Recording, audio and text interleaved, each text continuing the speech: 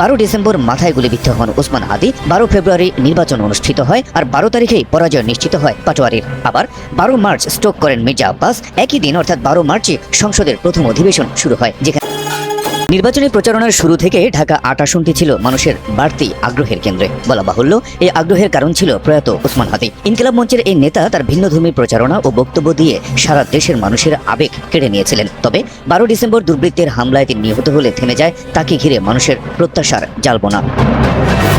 ওসমান হাদির পর লাইমলাইটে চলে আসেন 11 দলীয় জোটের প্রার্থী এনসিপি নেতা নাসিরুদ্দিন পাটোয়ারি। ওসমান হাদিকে অনুসরণ করে তার নির্বাচনী প্রচারণা বিএনপির প্রবীণ নেতা মির্জা আব্বাসকে ইঙ্গিত করে হাসি ঠাট্টার ছলে বলা তার আক্রমণাত্মক কথাগুলো আশ্চর্যজনকভাবে মানুষ গ্রহণ করে নেয়। মির্জা আব্বাসকে দেওয়া পাটোয়ারির খোঁচা পরবর্তীতে মির্জা আব্বাসের ধৈর্যশীল অথচ তির্যক উত্তর দেশবাসীর মনে রসবোধের জন্ম দিতে থাকে। এক পর্যায়ে নাসিরুদ্দিন পাটোয়ারি আর মির্জা আব্বাসের ঘটনাগুলোকে মানুষ টম এন্ড জেরির সঙ্গেও তুলনা করতে থাকে।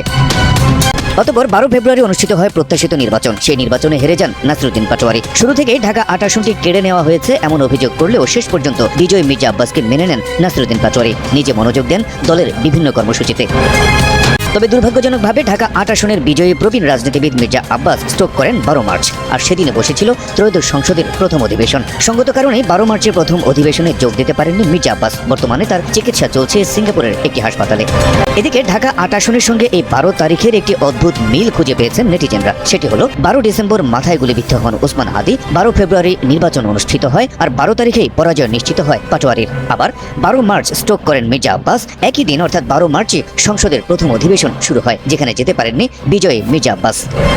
নেটিজেনরা বলছেন কাকতালীয় হলেও এই ঢাকা 8 আসনের সঙ্গে অদ্ভুতভাবে জড়িয়ে আছে এই 12 তারিখ। তাছাড়া নির্বাচনের আগে থেকে এখন পর্যন্ত এত আলোচনায় থেকেও এই ঢাকা 8 আসন থেকে এখন পর্যন্ত কেউ সংসদে যোগ দিতে পারেননি। অপ্রত্যাশিত মৃত্যুর কারণে ওসমান হাদি, নির্বাচনে হেরে গিয়ে নাসিরুদ্দিন পাটোয়ারি আর বিজয়ী হয়েও অসুস্থতার জন্য সংসদে যেতে পারছেন না প্রবীণ রাজনীতিবিদ মির্জা আব্বাস।